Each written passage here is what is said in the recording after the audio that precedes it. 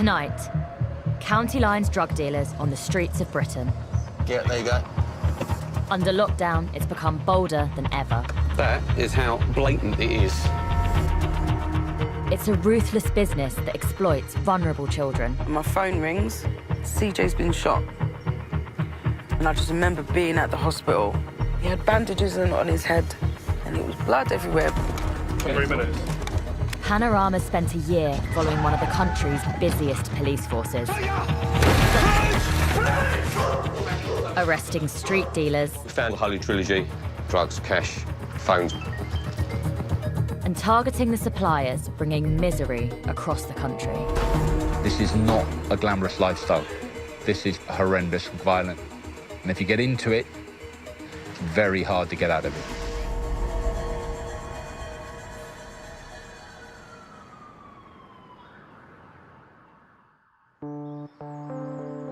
Good morning, everyone.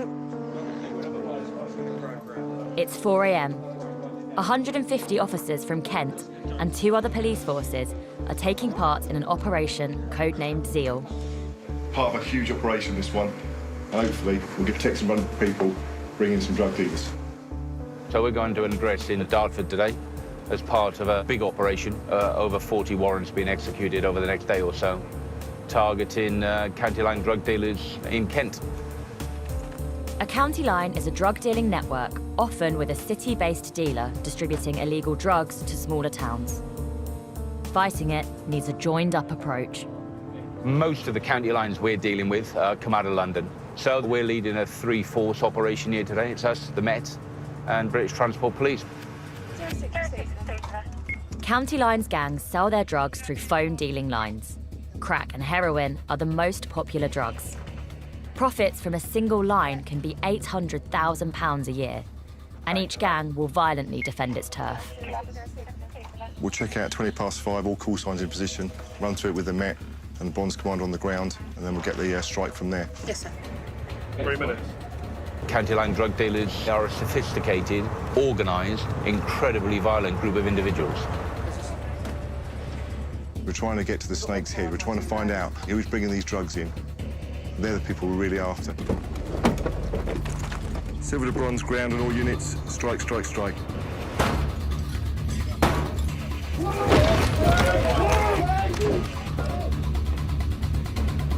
In all, 18 people are arrested, including 6 who police believe are big players.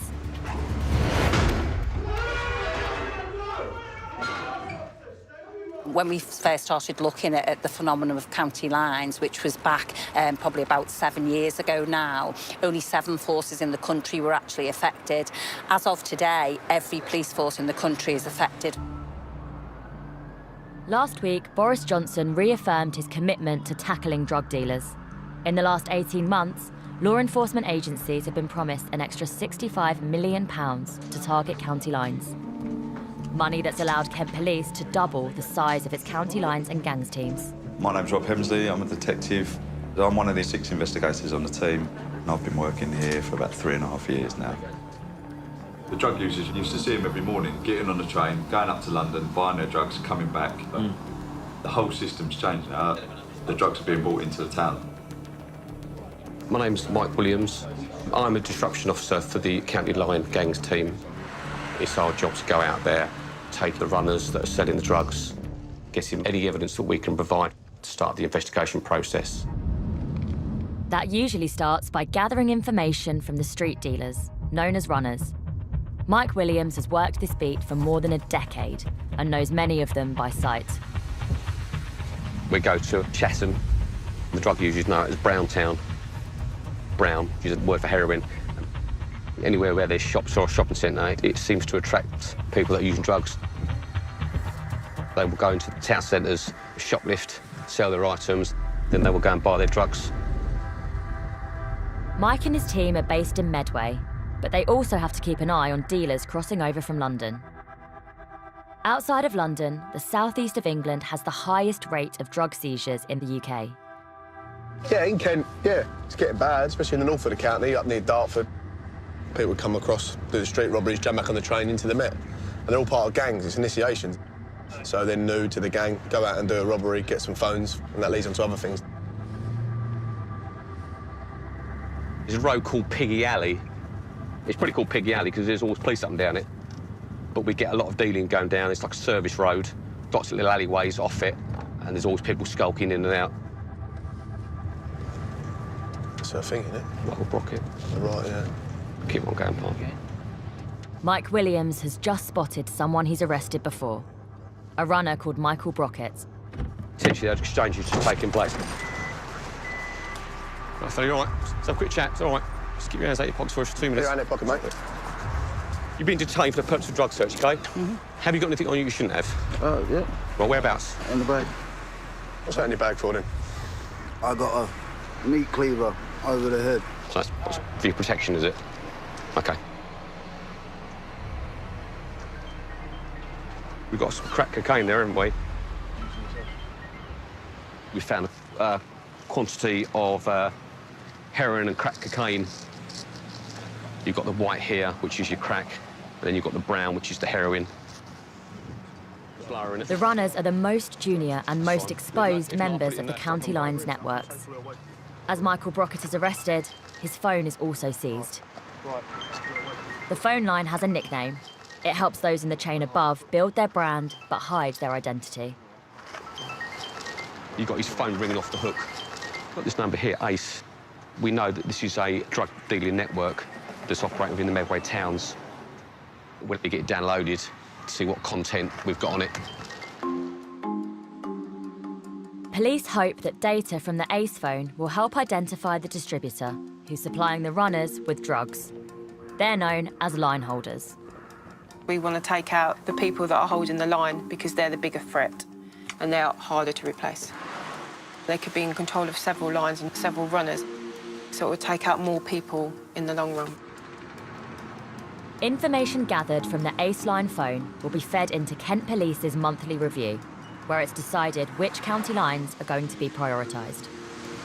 Good afternoon, everybody. My name's Mike Worrell. I'm a Detective Superintendent in charge of the gang and county line teams here in Kent. According to the latest figures from the National Crime Agency, there are around 1,000 county lines in operation across the UK. Here in Kent, the number of lines is at near record levels. At the minute, we've got 65 county lines in total. And I think the highest we've had is 67 from memory, so it's obviously very busy. We'll be working around the intelligence, and obviously that picture changes on a daily, weekly basis. There's street disruption officers go out gathering the intelligence. That intelligence is looked at through a matrix, which then identifies which scores are given to which county line. This is a provisional score of 56.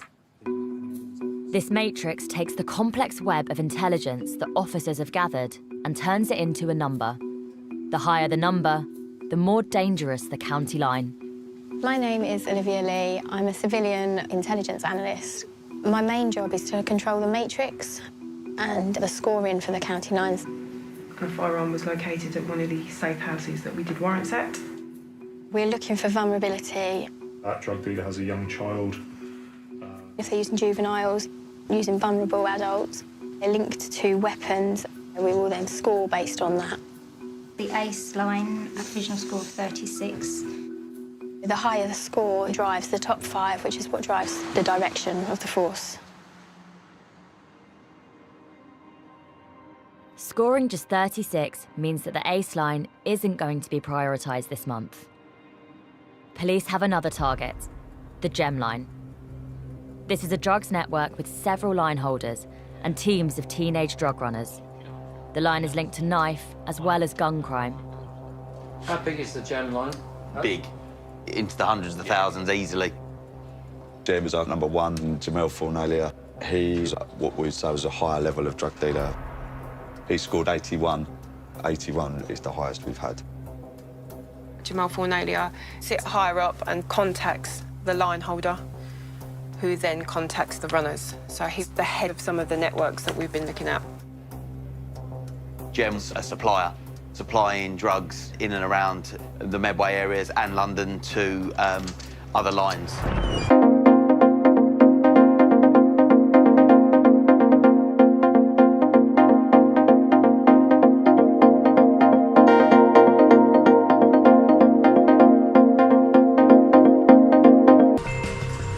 caught him red-handed.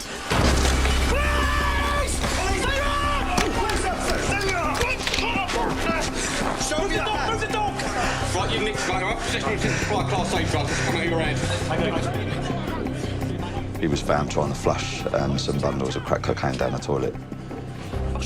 At one of the other addresses linked to him, we recovered about half a kilo of crack cocaine and heroin and a firearm which was loaded.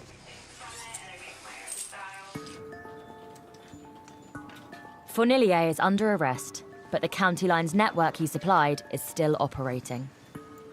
Under him is an 18-year-old line holder who lives in Rochester. OK, thank you, guys. Today we're here to execute a drugs warrant in Rochester. A male by the name of George Dempsey. It's believed that he is controlling the county line known as Avon. Several unmarked police vehicles are converging on Dempsey's home. Yeah, Luke, if you think it's him, mate, we're trying to put a stop in. Officers in one of the other cars spot Dempsey on the street. We think he's... Yeah, we're just moving in closer to assist just in case he makes up. We think he's come out the address. He's there. He's all right. He's making off. No, let's make it off, make it off. Tiger! You're under arrest for being concerned in supply of Class A drugs. You do not have to say anything, but may harm and defeat. You do not make human questions something later on in court. You understand? Police! What we've got here is going to be a quantity of heroin, which is uncut. We've got a quantity of crack cocaine here. He's got 2 mobile phones on him, and one of the mobile phones is what we call the job line. We've got bulk messages basically saying that he's got heroin and crack cocaine for sale. Here, you've got loads and loads of numbers, all the same number, ending in 529. We believe this to be the Avon drug line, so he's going to be taking this out to potential new customers. Also, we found a large quantity of cash, approximately over £1,000. Bear in mind, the guy doesn't work. He's got a lot of questions to answer. What we found is what we call the Holy Trilogy: drugs, cash, and obviously phones on him. We've got the full shebang, so yeah, it's a great result for us.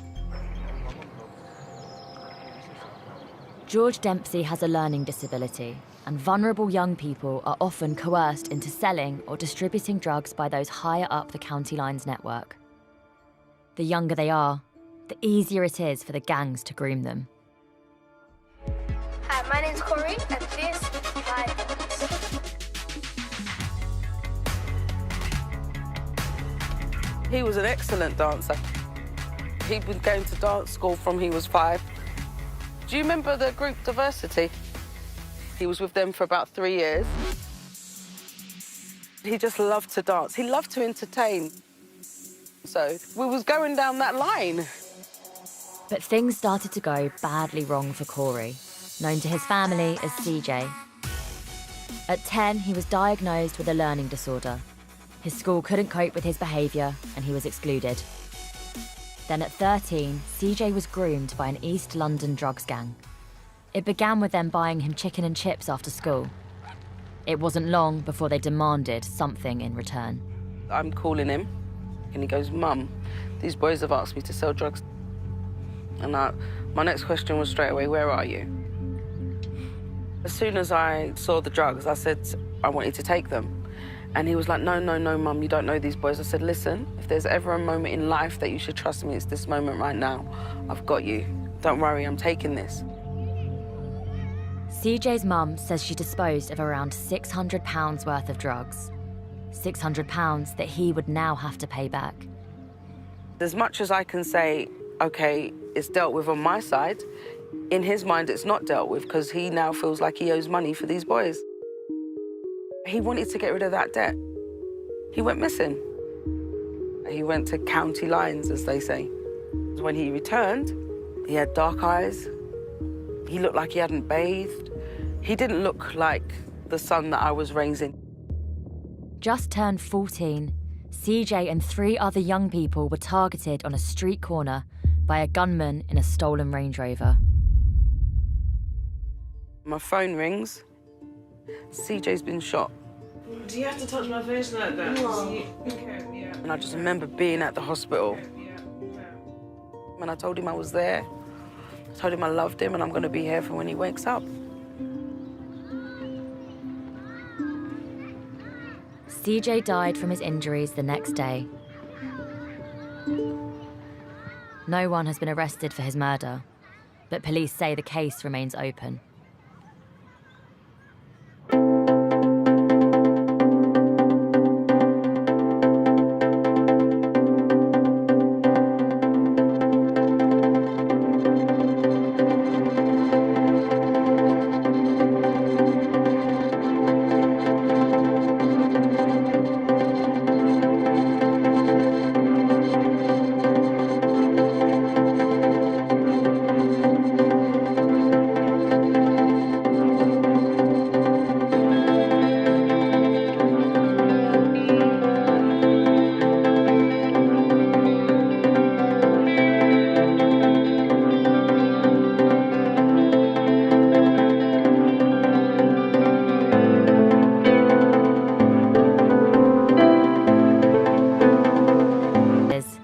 It's not long before it's business as usual. I don't think there's been any difference in relation to the busyness of the market. Just because there's a global pandemic on, people have still got an addiction and they've got to feed that addiction. This guy in front of us is a user. Someone up in that alleyway just popped out, looking up and down. Are we going to score? Robust back. I've been nicking people in this alleyway for years. Yeah, there you go. That's Joe Cass with him. I think he's chatting. They're both drug users. He's giving money there, yeah, hasn't he? Yeah, done it. Completely oblivious to us. Look at that, it's complete. There you go, there's cash. That is how blatant it is. Didn't get close to him. No. Kept his meter's distance, didn't he? We're on an operation today for a bigger player. We'll go back and get him at another day. Something that blew my mind is we stopped a guy. He didn't know that there was an actual global pandemic. He didn't know. He just thought it was just quiet. Just shows you how far detached these people get.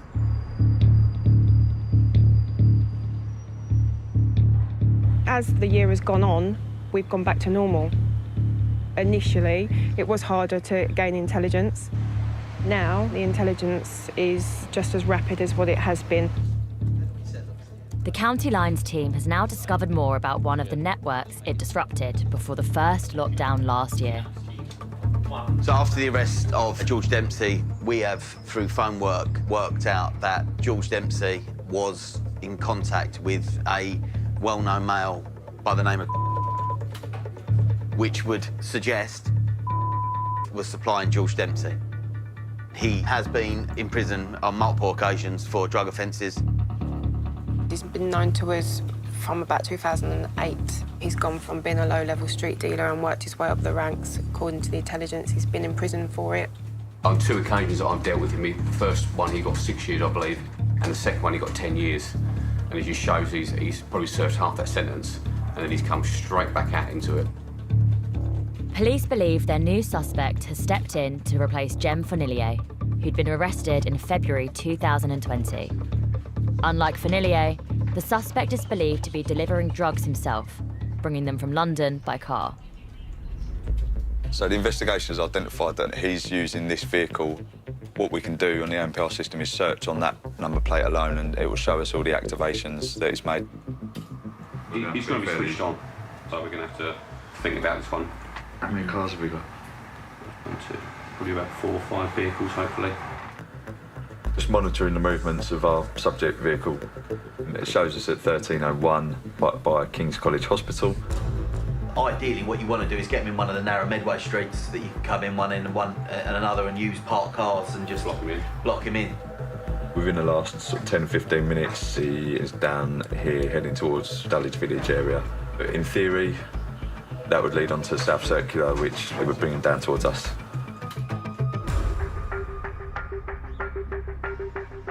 With their shift ending at 7 p.m. and still no sign of their suspect, police stand down the operation. There's been a lot of manpower today, and pretty much all we've done is sit in the office waiting on our man to rock up. However, a few days later, police are back on the trail. The intention today is to execute a search warrant in Maidstone, and you'll search for controlled drugs, documentation related to controlled drugs, including those contained within electronic devices and any SIM cards. Don't slam doors, don't slam doors.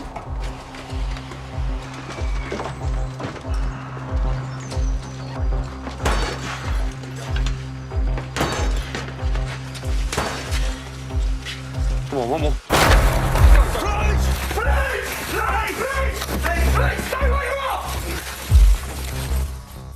Execute a search warrant, OK? Do a step back for us. Time's 5:20. At this time, you'll be arrested on suspicion of being concerned in supply of Class A drugs, OK? Oh, I'm out of breath now, run up those stairs. Although the intelligence points to the suspect being a major player, the search of the property doesn't uncover the evidence police were hoping for. The next day, he's released, but he remains a person of interest. This is not a glamorous lifestyle. This is horrendous, violent. And if you get into it, it's very hard to get out of it. Aged just 14, this girl who we're calling Ashley found out just how hard it can be. I started hanging around with people who was running their own lines, and I was watching them make an extraordinary amount of money. We're disguising her identity because she fears the gang she joined as a teenager. I had no money, I didn't have nothing. I couldn't just live off of my mum. So I went up to my friend and I said to him, how much will I get paid a week? And he says, you'll earn £600 a week. And I'm thinking, what?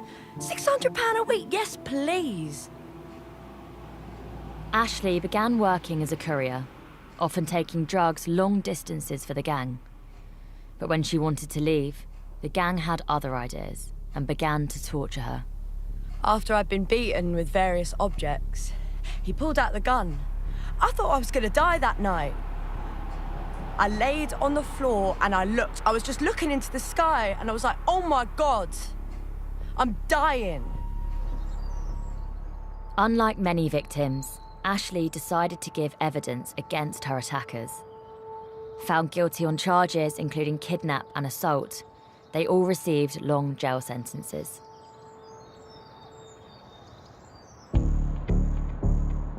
At their Medway headquarters, officers have been alerted to a violent new County Lines gang that's arrived from London. Calling itself the CJ Line, it's gone right to the top of the priority list. We've been made aware overnight of a video that's circulating on Snapchat, which has been uploaded by an account, CJ_2. It basically shows a male being tortured. The Snapchat video was being circulated in the area of Gravesend. No, start jumps, no. Start jumps. He's with us now. Police found him this morning, and he has injuries consistent with the assault that we've seen in the video. As well as children, County Lines gangs prey on vulnerable adults. In this case, they've subjected a 33-year-old man to a 5-hour ordeal. He was cut, burned, and scalded with boiling water. It's very serious making somebody do that. I mean, it's one step away from killing them. Officers have used intelligence from social media to track down the suspects who uploaded the video. One of the names being batted around is a Charlie Sumter. It's that address. That's where the videos were sent from.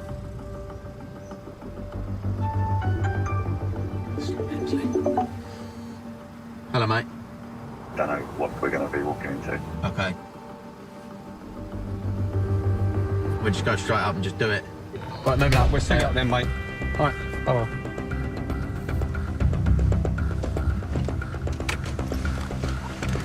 Right, go. Use me as cover.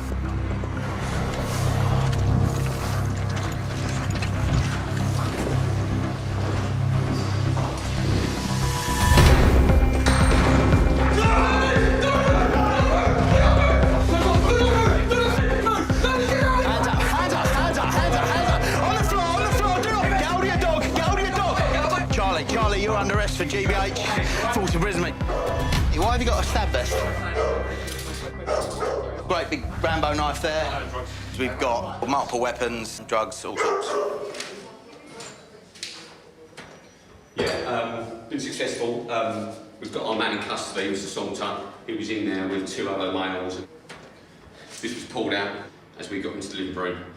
He was lucky he wasn't tasered. I think he's in realised with the police and dropped it straight away. Come on, man. What's this for ITV? BBC, mate. BBC, yeah? Unfortunately, my colleague got bit because there was a bull mastiff bit my colleague on the leg. We've got various weapons that were located, secreted around the house. That was lifted up and that was just placed there with that such you wouldn't necessarily see it. The videos the gang put up on social media showed them attacking the victim with a purple knife. So this is a great bit of evidence because we think this is the knife that was used in the assault. This guy had this with him as well, so it just shows that they're prepared to wear stab vests. County Lines gangs sometimes take over properties like this and use them as drug-dealing dens. It's called cuckooing. This particular address belongs to a female that we know very well. She's a young female, has a severe drug addiction. So this, to me, is a classic victim of cuckooing. People would just come round, give her some drugs to stay. They're just using the drugs to feed her habit, and they've got a place to stay for the night and run and deal drugs from. Charlie Saunter, which we believe to be connected to the CJ line. We've recovered this bag. When we looked in it, we found a large quantity of Class A drugs, as well as about £2,000 in cash, all his documents with his name on it. It was quite funny because he was wearing a West Ham football top, and on the back he had initials of CJ, which is crazy, so he's like promoting his own drug trade on the back of his West Ham shirt. Since the first lockdown in March last year, the court system has struggled. Now the courts are finally beginning to catch up with the backlog of cases. Last month, Charles Saunter and 2 others pleaded guilty to a string of charges, including assault and drug dealing. Jamal Fournillier also pleaded guilty to drugs and firearm offences. George Dempsey is serving a 2-year sentence for supplying crack and heroin. Over the last year, Kent's drug squad has made over 300 arrests and say they've reduced the number of county lines by 1/3 to 46. There are now plans to expand the drug squad to 70 officers. They'll have no shortage of targets. It's not a war, because a war ends. It's just a constant battle. Take him out, he'll step in, and then we'll take him out, and then someone else will step in. That's the game.